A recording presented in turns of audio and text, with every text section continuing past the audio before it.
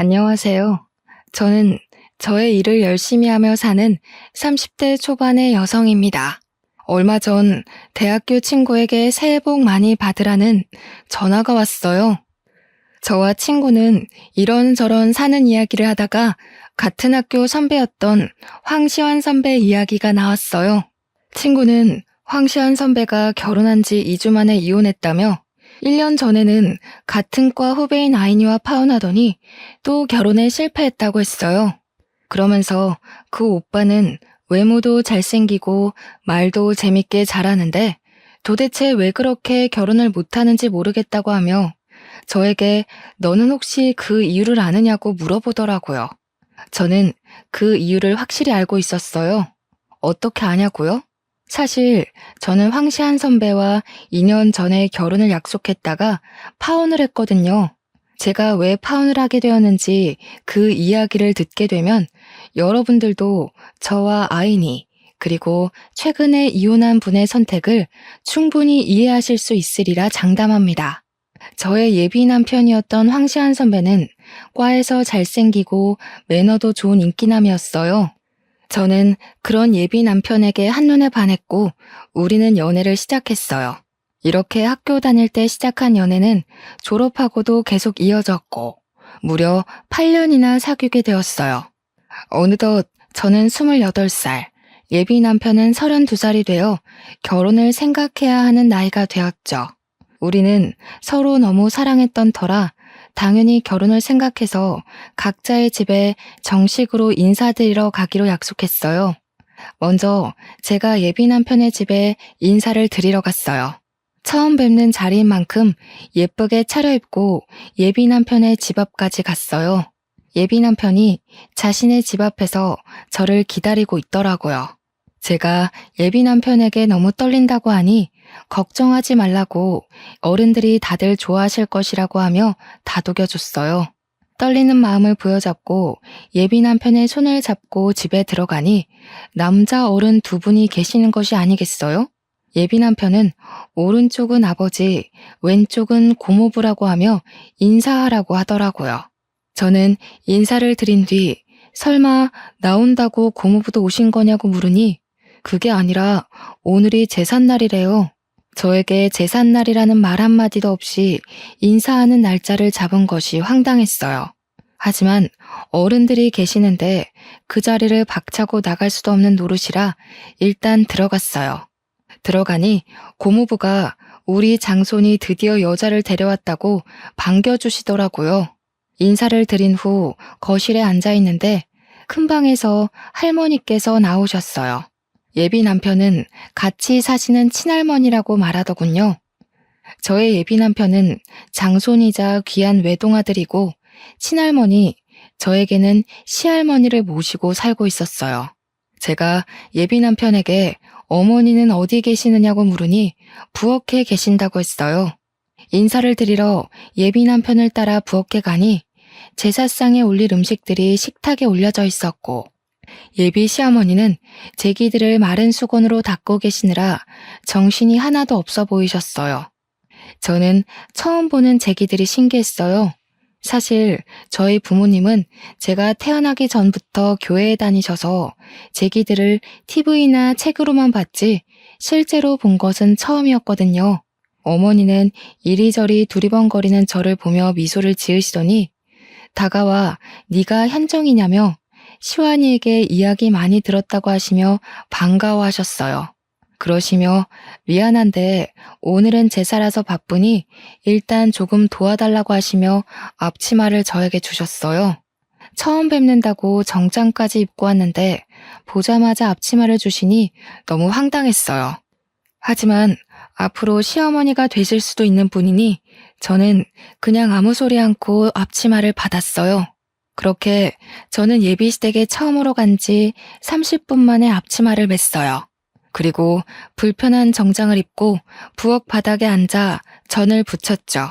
예비 남편도 제 옆에 앉아 같이 전을 부치려고 했어요. 그런데 그 모습을 본 할머니가 부엌으로 바로 오시더라고요.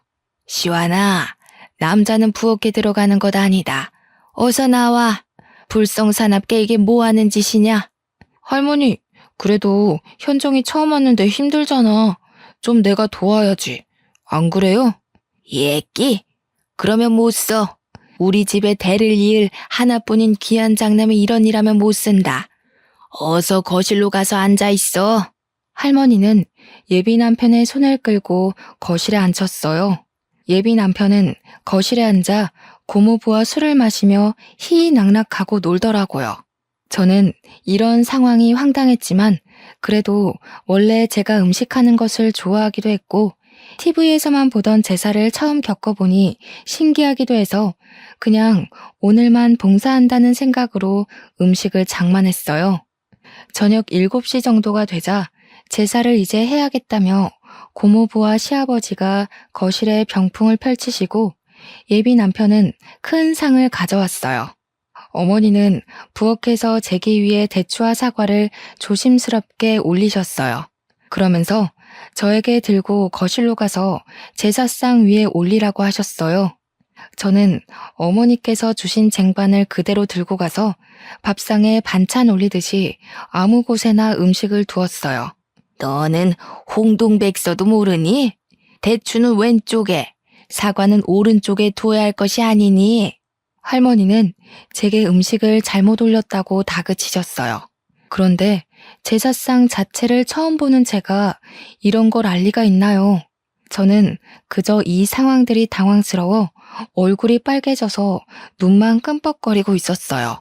할머니, 그거는 아직 저도 헷갈려요. 현정이가 그런 거 어떻게 알겠어요? 너무 뭐라 그러지 말아요. 이 녀석, 벌써 이러면 아주 우리가 시집살이라도 시키면 난리칠 녀석일세. 할머니가 한 소리 하실 수도 있지. 그거로 그러니? 할머니가 현정이를 잡아먹기라도 하신다니? 시아버지가 농담식으로 말씀하셨지만 사실 기분이 그다지 좋지는 않더라고요. 할머니의 진두지휘 하에 제사상 위에 음식들이 다 차려지고 제사가 시작되었어요. 제가 예비 남편의 옆에 서기 위해 앞쪽으로 가자 어머니는 제 팔을 잡고 부엌으로 가셨어요. 어머니는 여자들은 절할 때 부엌에 빠져 있다가 음식이 빠질 때 재빨리 음식을 나르고 저녁상을 펴야 한다고 하더라고요. 사실 저는 절을 굳이 안 해도 상관은 없었지만 그래도 음식은 어머니와 제가 다 했는데 정작 우리는 제사에 참여도 하지 못하고 부엌에 있으라고 하니 뭔가 제주는 곰이 부리고 돈은 주인이 받아가는 그런 묘한 기분이더라고요. 그래도 저는 제사를 한 번도 지내본 적이 없기에 원래 제사는 남자들만 하나 보다 생각했어요. 시아버지와 고모부, 예비 남편이 진지한 표정으로 절을 하고 향 위에서 술잔을 돌리는데 저는 그저 신기했어요. 그렇게 제사가 마쳐지고 어머니는 간단히 제사상을 정리한 후 큰 상 하나, 작은 상 하나를 차리셨어요. 그러고는 큰 상에는 수저를 4개와 반찬을 푸짐하게 두시고 작은 상에는 수저 2개와 약간의 반찬을 두셨어요. 고모부, 시아버지, 예비 남편, 그리고 시할머니는 큰 상에 자리를 잡으셨어요. 저도 예비 남편 옆에 앉으려고 하니 어머니께서 제게 잠깐만 부엌으로 와보라고 하시더라고요. 네가 잘 모르나 본데 제사 마치면 너와 나는 저 작은 상에서 먹는 거란다.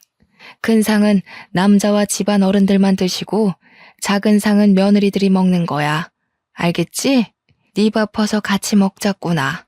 어머니는 당연하다는 듯이 작은 상으로 가셨어요. 저는 이 상황이 이해가 되지 않더라고요. 우리 집은 남자와 여자는 평등해야 한다고 항상 교육하셨어요. 그래서 아빠와 엄마 그리고 제가 설거지도 항상 돌아가면서 했고요. 그런데 예비시댁은 남자는 부엌에 얼씬해서도 안 되고 심지어 밥도 따로 먹어야 한다니 이해를 하려야 할 수가 없었어요. 그렇게 이해가 되지 않는 식사를 마치니 할머니와 고모부와 시아버지가 큰 방으로 들어가시더라고요. 예비 남편도 저에게 잠깐만 기다리라는 표정을 짓더니 같이 큰 방으로 들어가고 거실에는 저와 어머니 둘만 있었어요. 어머니는 부엌에서 쟁반을 들고 와 모두가 드신 식기를 정리하시기 시작했어요. 어머니께서 거실에서 일하고 계시는데 가만히 있기도 뭐하고 해서 어머니를 도와 상을 치우고 정리했어요. 부엌에가니 제기들이 쌓여 있었고 싱크대에는 설거지거리들이 한가득 쌓여 있더라고요. 어머니는 처음엔 저에게 제기 정리 좀 해달라고 하셨어요. 제기를 처음 본 제가 제기를 어떻게 정리해야 하는지 알 턱이 있나요? 모른다고 하니 어머니가 제기를 정리하시기 시작하셨고 저는 설거지를 했어요. 그렇게 1시간 정도 지나 부엌 정리가 끝났어요. 제가 설거지를 다 하고 고무장갑을 벗자마자 큰 방에서 예비 남편이 나오더라고요. 다 했어? 설거지할 거 많았을 텐데 고생했네. 벌써 밤 10시인데 이제 집에 가야 하지? 근데 어쩌지? 아까 나 고모부랑 술 먹어서 운전은 못 해줄 것 같은데 혼자 갈 수 있겠어? 예비 남편은 제가 설거지를 할 동안 방에서 고모부와 아까 못다 마신 술을 더 마셨더라고요. 술에 취해 해롱해롱한 예비 남편과는 오늘 그 어떤 이야기도 할 수 없겠다 싶어 어른들께 인사를 드리고 혼자 버스를 타고 집에 왔어요. 집에 도착하니 밤 11시였어요. 예비 시댁에 인사드리러 간다고 오전부터 나가서는 완전 파김치가 되어 밤늦게 온 저를 본 엄마는 깜짝 놀라서 무슨 일 있었냐고 물으셨어요. 저는 엄마에게 오늘이 제삿날이라서 시어머니와 제사 준비도 하고 제사도 지내고 뒷정리까지 하고 왔다고 말씀드렸어요. 또한 예비 남편이 장손에다 외아들이고 시할머니와 함께 살고 있다는 사실도 이야기했죠. 엄마는 제삿날에 인사하러 오라고 말한 것도 기가 막힐 노릇인데 남의 집 귀한 딸을 제사 준비까지 시키고 뒷정리까지 시키냐며 화를 내셨어요. 당장 예비 남편에게 전화해서 따진다는 것을 예비 남편이 지금 술 먹어서 말해도 소용없다고 하며 겨우 말렸네요. 엄마는 한창 화를 내시다가 저와 예비 남편이 결혼하는 것은 진지하게 다시 생각을 해봐야겠다고 하시고는 주무시러 들어가셨어요. 엄마는 화를 많이 내셨지만 저는 그래도 예비 남편이 좋았어요. 제사라는 문화가 그다지 싫지만은 않았고 무엇보다 예비 남편을 너무 사랑했거든요. 예비 남편도 제게 너무 잘해주었고요. 그래서 그 뒤로도 저희는 잘 만났지만 엄마는 그날 이후 우리의 만남을 탐탁지 않게 생각하셨어요. 그리고 2주 정도가 흘렀어요. 예비 남편은 어른들이 다시 저를 집으로 초대했다고 토요일에 함께 가자고 하더라고요. 저는 저번에 인사드리러 갔을 때 제삿날이라 많은 이야기를 나누지 못해서 다시 초대하셨다고 생각하며 그날 당연히 가겠다고 했어요. 약속한 토요일 오전. 이번에도 깔끔하게 정장을 입고 예비 남편 집 앞으로 갔어요. 문을 열고 들어가니 현관에 신발이 가득 있었어요. 집 안에는 어른도 있고 아이들도 있었는데 어른들만 해도 20분 정도가 있으시더라고요. 저는 현관에서 신발도 벗지 못한 채 이게 무슨 일인가 싶어 어리둥절하게 서 있었어요. 예비 남편은 가만히 있는 제 손을 잡고 들어갔어요. 그러더니 당숙 할아버지, 작은 할아버지, 남원 작은 아버지, 천안 작은 아버지 등 그 자리에 계시는 모든 분에게 각각 인사시켰어요. 일단 인사를 하긴 했는데 워낙 많이 계시다 보니 나중에는 이분이 저분 같고 저분이 이분 같더라고요. 인사를 할 때마다 다들 저에게 맏며느리감이라고 하시며 앞으로 하나뿐인 장손 시완이와 결혼해서 자주 보자고 반기셨어요. 한창 정신없이 인사를 하는데 부엌에 계시던 어머니께서 나오시더니 잘 왔다고 반겨주셨어요. 그러고는 오늘은 증조 할아버지의 제삿날이라고 하시며 제게 앞치마를 주시더라고요. 그때 그 앞치마를 보자마자 뒤도 돌아보지 않고 나갔어야 했는데 저는 또 바보같이 그 앞치마를 건네받았네요. 그렇게 저는 또 불편한 정장을 입고 앞치마를 입고 부엌 바닥에 앉아 육전부터 시작해서 파전, 산적, 동태전, 가오리전 등 제가 평소에는 잘 먹지도 않는 전을 잔뜩 만들었어요. 그날은 친척들이 많이 오셔서 그런지 처음으로 이 집에 왔던 이전 제삿날보다 훨씬 더 많이 음식 장만을 했어요. 제가 그렇게 허리도 제대로 펴지 못하고 음식을 할 동안 예비 남편은 조카들과 놀고 게임을 하며 아주 즐거워하더라고요. 저는 분명히 인사를 드리러 왔는데 또 이 집 제사 음식을 장만하고 있으니 화가 나더라고요. 그런다고 이렇게나 어른들이 많이 계시는데 그냥 뛰쳐나갈 수도 없고 해서 답답한 마음에 한숨만 푹푹 내쉬고 있었어요. 그런 모습을 예비 남편이 보았는지 부엌으로 와서는 많이 힘드냐며 어깨를 주물러 주었어요. 제가 그럼 힘들지 안 힘들겠냐고 말하려는 순간 시할머니가 저와 예비 남편에게 오셨어요. 시완아, 장손이 부엌에 오면 못 써. 그리고 지금 조상님들 음식장만 하는데 어깨를 주무르고 이게 뭐 하는 짓이냐? 당장 거실로 가. 할머니, 우리 현정이 인사드린다고 예쁘게 옷 입고 왔는데 얼마나 힘들겠어. 현정이 예쁘게 좀 봐주라. 예끼. 아무리 그래도 어른들 계시는데 장손이 그러면 못 써. 시완이 너는 어서 나와서 당숙한테나 가봐라. 할머니는 장손인 예비 남편이 잠시라도 부엌에 오려고 하면 장손은 부엌에 있으면 큰일 난다며 얼른 내보내셨어요. 예비 남편은 당숙 할아버지에게로 가서 술을 받아 먹고 있더라고요. 그렇게 예비 남편은 거실에서 술을 먹고 노는 동안 저는 혼자 엄청난 양의 전을 만들었어요. 제사 준비를 다 마치고 제사상이 차려졌어요. 저번처럼 저와 어머니는 부엌에서 제사가 마쳐지기만을 기다린 뒤 제사가 끝나자마자 저녁상을 차렸어요. 저와 어머니, 여자아이들은 작은 상에서 밥을 먹고 예비 남편은 큰 상에서 친척들과 남자아이들과 함께 밥을 먹었죠. 밥을 다 먹고 상을 치우려는데 할머니가 저와 예비 남편을 부르시더라고요. 너희는 결혼을 언제 할 생각이니? 우려 할머니가 허락해 주시면 당장이라도 하지. 그래?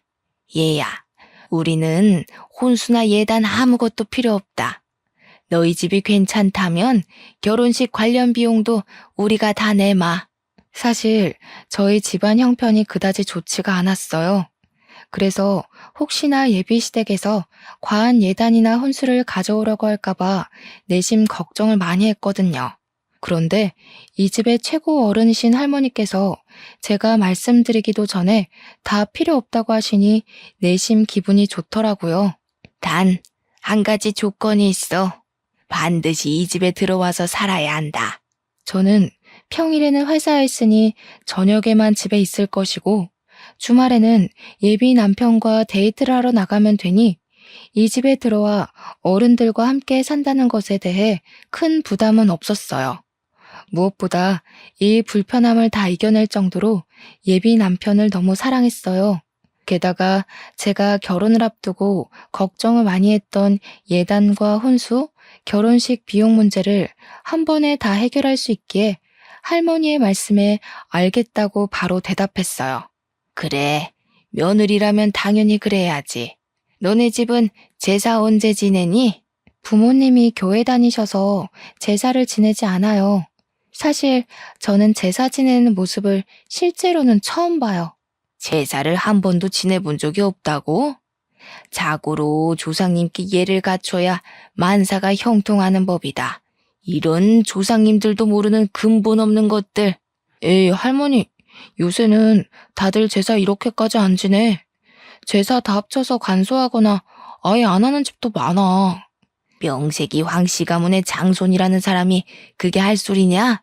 이것이 제사 안 지내는 근본 없는 년을 만나더니 애가 이상해졌네. 제사를 지내지 않는다는 이유로 친척도 아닌 할머니에게 근본 없는 년이라는 소리를 듣는데 너무 화가 나고 억울해서 눈물이 다 나오더라고요. 눈물이 터지려던 찰나 시어머니가 과일과 한과 따뜻한 차를 한 상 차려오셨어요. 어머니, 이제 다과 드세요. 그리고 현정이는 나 좀 도와주렴.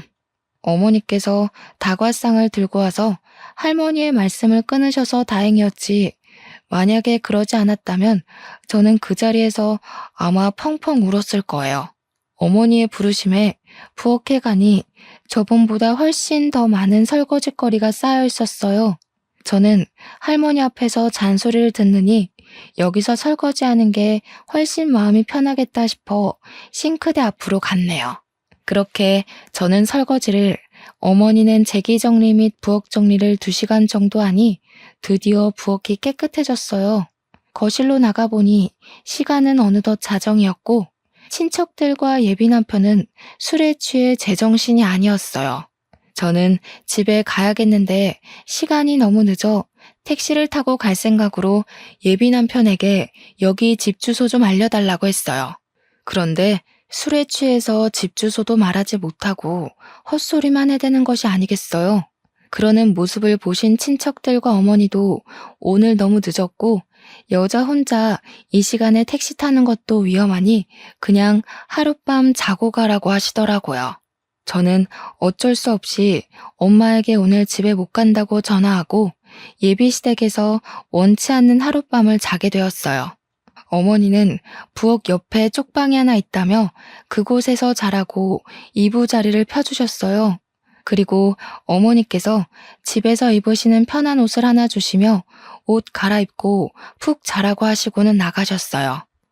혼자 방에서 편한 옷으로 갈아입고 누워있는데 거실은 시끄럽고 장소는 세상 불편한 예비시댁이다 보니 잠이 쉽게 들지 않더라고요. 결국 저는 모든 친척이 다 술을 마시고 코 고는 소리가 들릴 때까지 뒤척이다가 겨우 잠이 들었어요. 이제 잠이 들었다 싶었는데 어머니가 제가 자고 있던 방에 들어오셨어요. 잠깐 나와 보라고 하시더라고요. 나와서 시계를 보니 새벽 5시였어요. 얘야, 우리 집은 며느리들이 새벽 5시에 일어나 음식을 준비하고 새벽 6시에 다들 밥을 먹는단다. 어지간하면 나 혼자 하겠는데 어제 무리를 했는지 몸이 안 좋아서 말이야. 미안한데 음식 준비 좀 도와주지 않으련? 어머니는 제게 부탁을 하면서도 계속 국을 끓이고 나물 반찬을 하느라 정신이 없으셨어요. 이미 저도 잠이 다 깼고 그 자리에 혼자 멀뚱히 서 있기도 다시 방에 들어가기도 좀 그러니 저도 어머니를 도와서 음식을 준비했어요. 우리 집은 아침, 점심, 저녁 모두 반찬이 최소 7개는 있어야 해. 황씨 가문이 큰 양반가라서 조상님들 때부터 그렇게 먹었다고 하더구나. 그리고 한번 사용한 음식을 다시 사용해서는 안 돼서 매일 끼니마다 조금씩 새로 해서 먹는단다. 끼니마다 새로운 반찬을 최소 7개는 만들어야 한다고요? 그래. 처음에는 나도 이거를 어떻게 해야 하나 했는데 하다 보니 반찬 7개는 금세 뚝딱 가게 되더라고. 너는 내가 봤을 때 손이 야무지니 나보다 더 잘할 거야. 어머니는 이미 저를 며느리로 생각하셨는지 제게 음식에 대해서 하나하나 알려주셨어요. 저는 일단 말씀을 하시니 듣기는 듣는데 슬슬 제가 이 집에 들어와 사는 것이 걱정되더라고요. 사실 전 아침잠이 정말 많아요. 회사도 7시에 겨우 눈을 뜨고 나가는데 새벽 5시에 일어난다는 것은 상상도 할 수 없었어요. 게다가 이 집안의 아들들, 장소는 다 잠을 자고 이 집안의 핏줄이 전혀 섞이지 않은 어머니와 저만 황씨 집안 사람들을 위해 요리를 한다는 것이 썩 내키지는 않더라고요. 어머니께는 죄송하지만 어머니와 저의 모습이 황씨 집안을 위해 일하는 노비처럼 보였어요. 제가 이런 생각을 하는 동안에도 어머니는 쉴 새 없이 부엌 여기저기를 다니셨고 반찬이 7개나 있고 국이 있는 멋진 한 상을 뚝딱 차리셨어요. 어머니가 식사하시라고 말씀하시자 그제야 누워있던 친척들이 일어났어요. 다들 머리는 부스스하고 눈도 제대로 뜨지 못하고 밥을 먹더라고요. 저는 자리를 잡고 밥을 먹으려는데 어머니는 여전히 부엌에서 일하고 계시더라고요. 어머니, 식사 안 하세요? 밥 퍼드릴까요? 나는 원래 아침을 안 먹어. 아침에는 입맛이 없기도 하고 할머니께서 식사 끝나면 꼭 숭늉과 과일을 찾으셔서 준비해야 해. 나는 숭늉을 끓일 테니 너는 가서 밥 먹으렴. 어머니는 그 많은 음식을 다 준비하셨지만 제대로 드시지도 못하고 할머니의 후식을 준비하고 계셨어요. 그러는 어머니를 챙기는 사람은 이 집안에 아무도 없었어요. 예비 남편도 아버지도 그저 자신의 밤새 줄인 배를 채우는 데만 급급했죠. 그 모습을 보는데 이건 정말 아니다 싶었어요.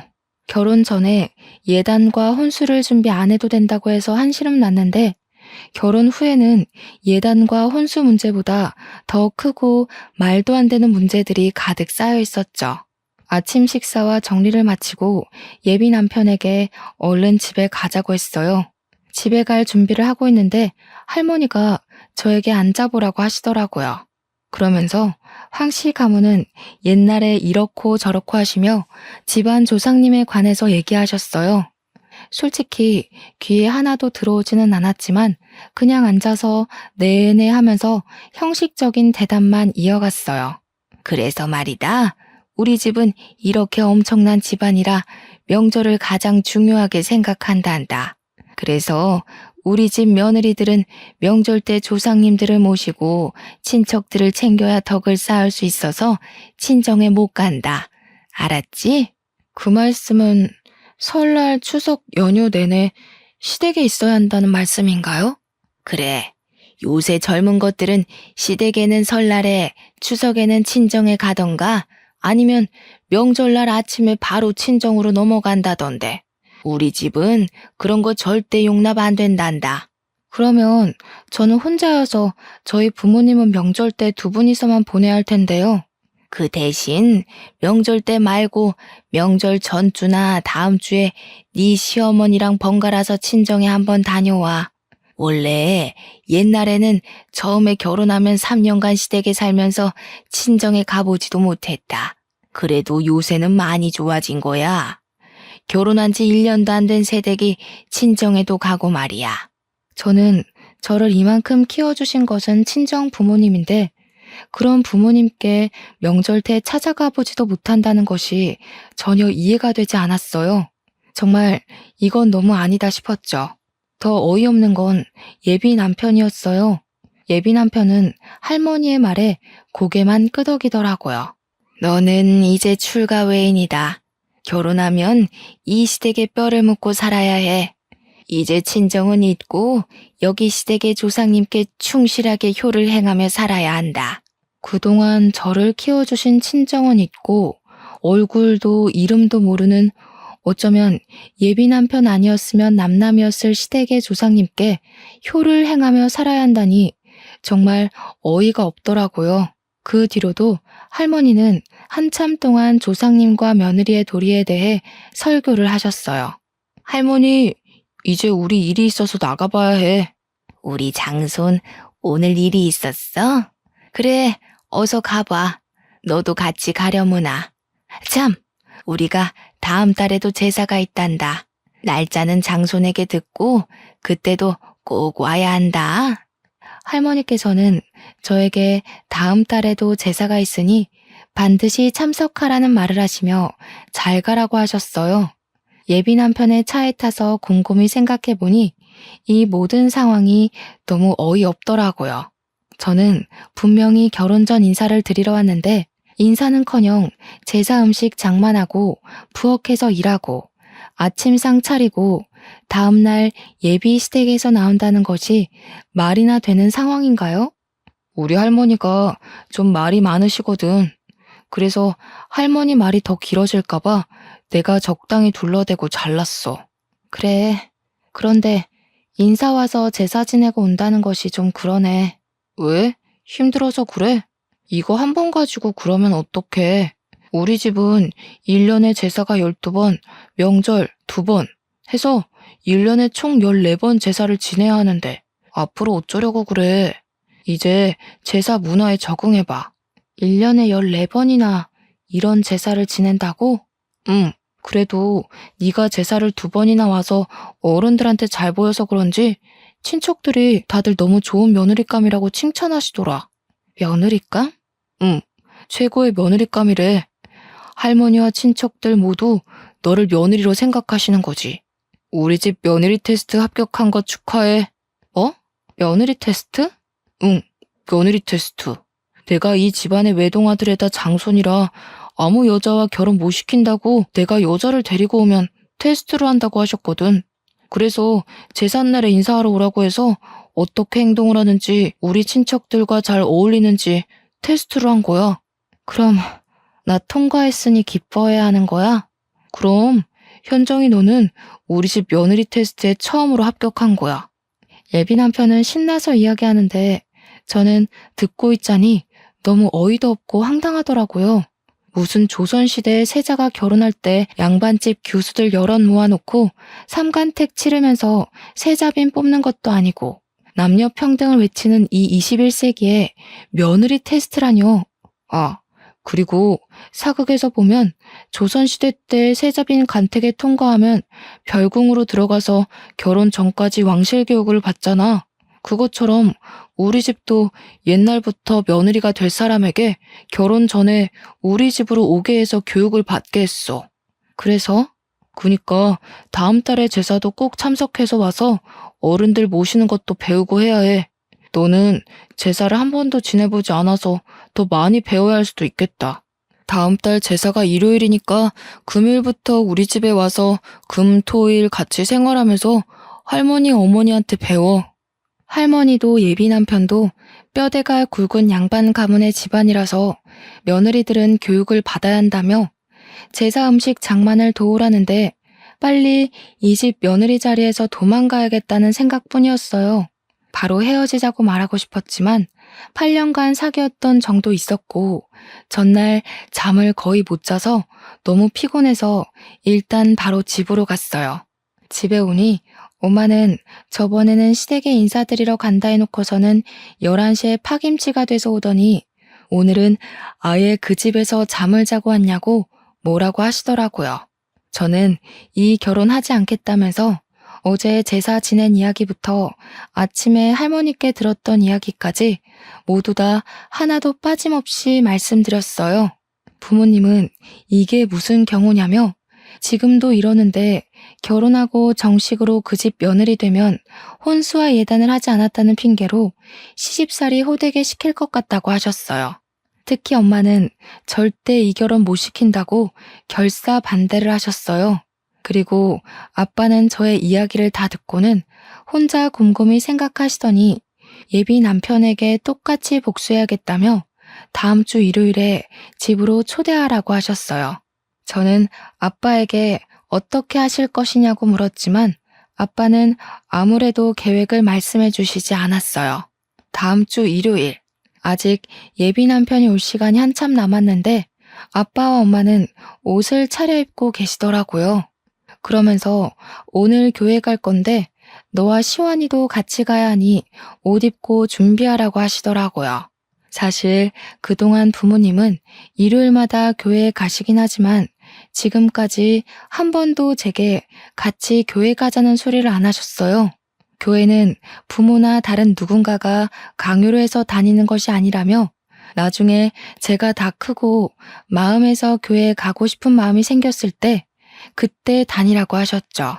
물론 그런 마음이 생기지 않는다면 평생 다니지 않아도 된다고 하셨어요. 그러던 부모님이 갑자기 교회에 가자고 하니 의아하긴 했지만 그냥 부모님이 다니시는 교회를 우리에게 소개해 주시려고 그러는가 보다 싶어 저도 갈 준비를 했어요. 제가 외출 준비를 하는데 예비 남편이 집 앞에 와 있다고 전화를 하더라고요. 그래서 부모님께 말씀을 드리니 부모님은 그럼 지금 교회에 가자고 하셨어요. 예비 남편은 집에 인사를 드리러 왔는데 갑자기 부모님이 교회에 가자고 하시며 차에 태우시니 당황하더라고요. 저 근데 현정이가 교회에 다니는 줄 몰랐네요. 부모님은 다니셔도 현정이는 다니지 않는 줄 알았는데. 현정이는 안 다니고 우리만 다녀요. 현정이도 오늘 처음 가는 거요. 예비 남편은 계속 이해가 안 된다는 표정을 지었고 저 역시 아빠가 왜 이러시는지 몰라 가만히 있었어요. 저와 예비 남편은 그렇게 부모님을 따라 1시간 반 동안 같이 예배를 보고 교회 사람들과 같이 밥도 먹었어요.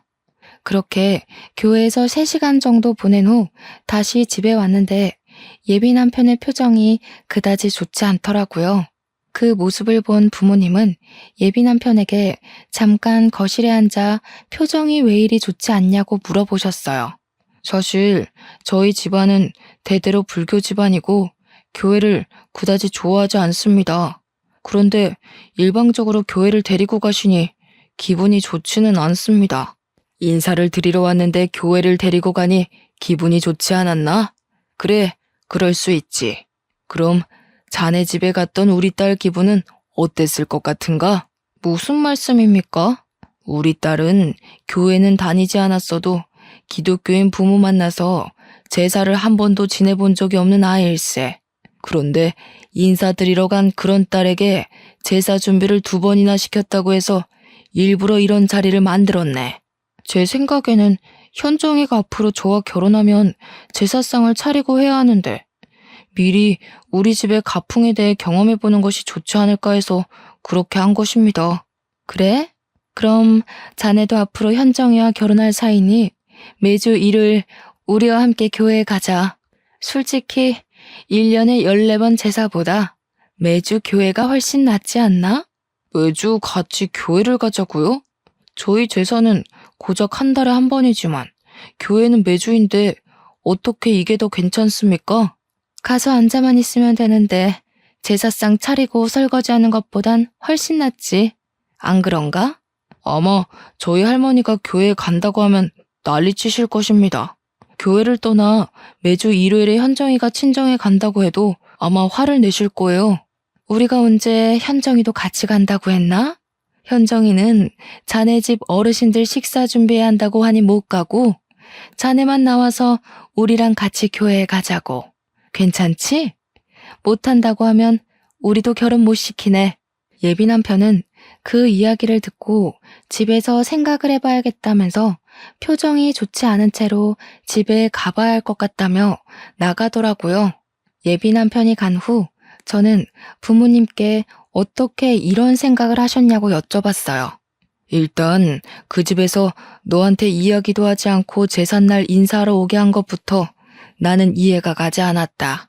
그래도 좋게 생각해서 친척들이 다들 한자리에 모였으니 너를 소개하려고 그랬나 보다고 좋게 생각하려 했어. 네, 정말 제삿날에 많은 친척이 오셔서 다들 인사드리고 하긴 했네요. 그런데 결혼도 아직 하지 않았는데 예비 며느리라며 잔뜩 음식장만을 시키고 설거지까지 하고 왔다길래 화가 나더구나. 지금부터 이러면 진짜 며느리가 되면 아주 난리가 나겠구나 싶었지. 맞아요. 정말 그 집 며느리인 시어머니는 정말 생기가 하나도 없어 보이셨어요. 정말 죄송하지만 황씨 집안을 위해서 일하는 노비 같았어요.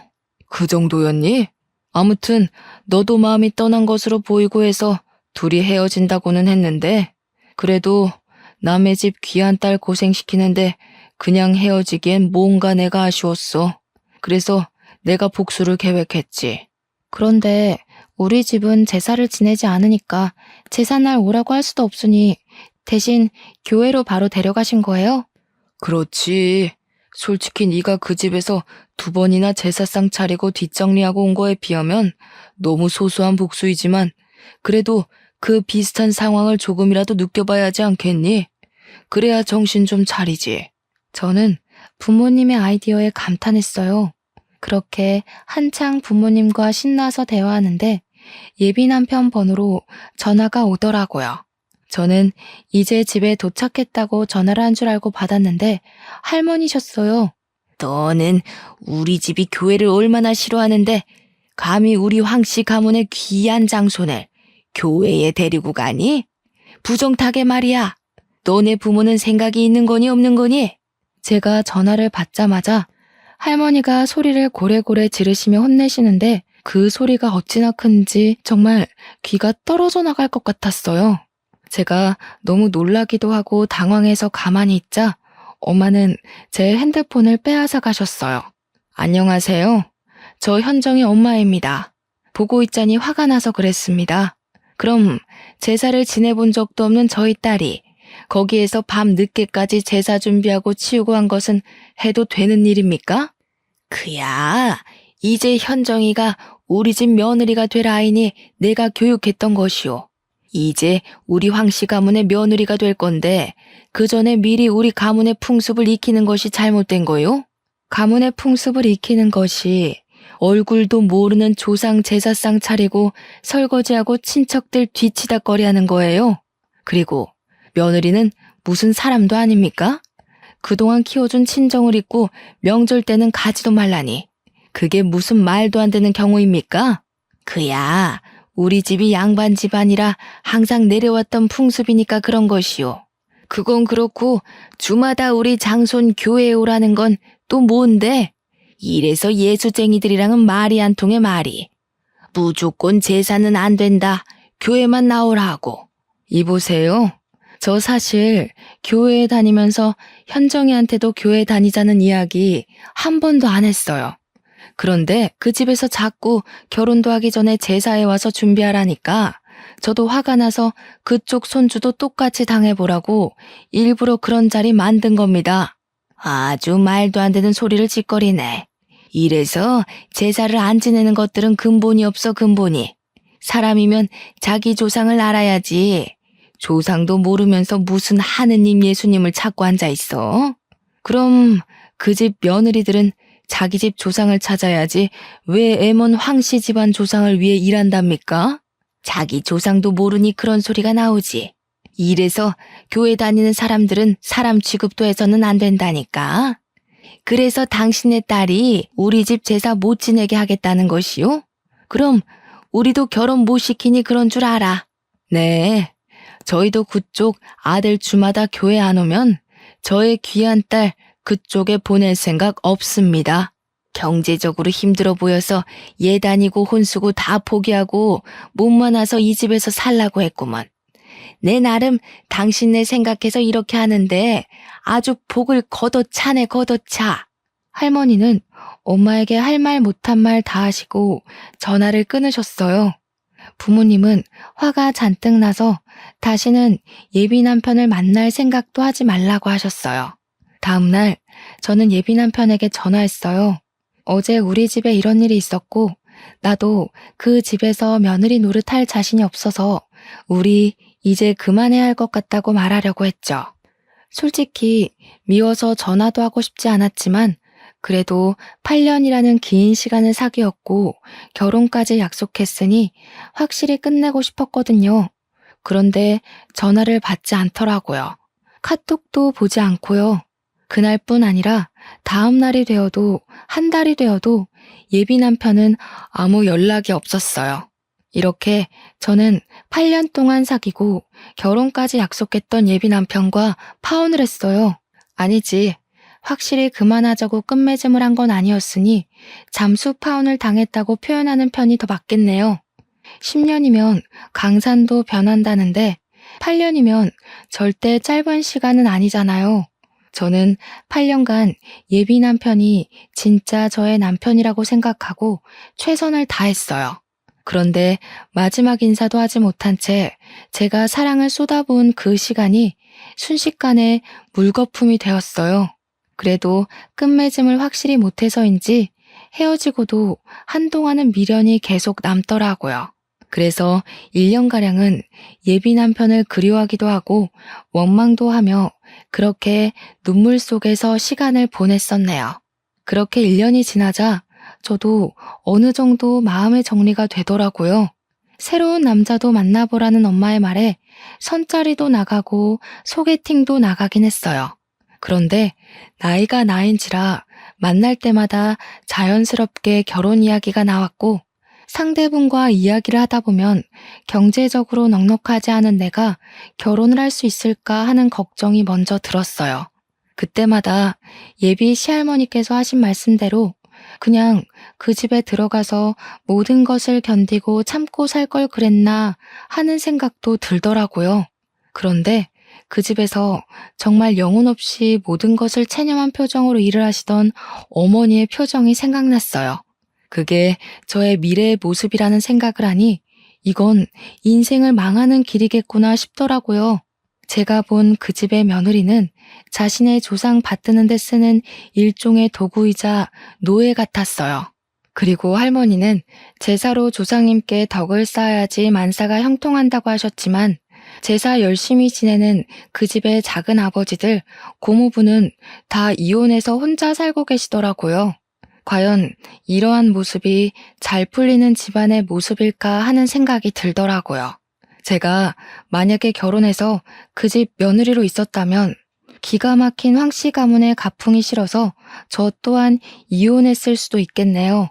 어쩌면 조상님 제사상 공들여 지낸 예비 남편 집보다 제사상 한 번 차려본 적 없는 우리 집이 조상님의 도움을 더 많이 받지 않았나 하는 생각이 들어요. 파혼하고 2년이나 지난 지금은 완전히 마음 정리를 하고 저의 일을 하며 재밌게 살고 있어요. 당분간은 누구 만나지 않고 일만 할 생각이에요. 그래서 일단 저 자신의 가치를 높여서 나중에 제가 정말 좋아하는 남자를 만났을 때 당당하고 멋지게 결혼을 하고 싶네요.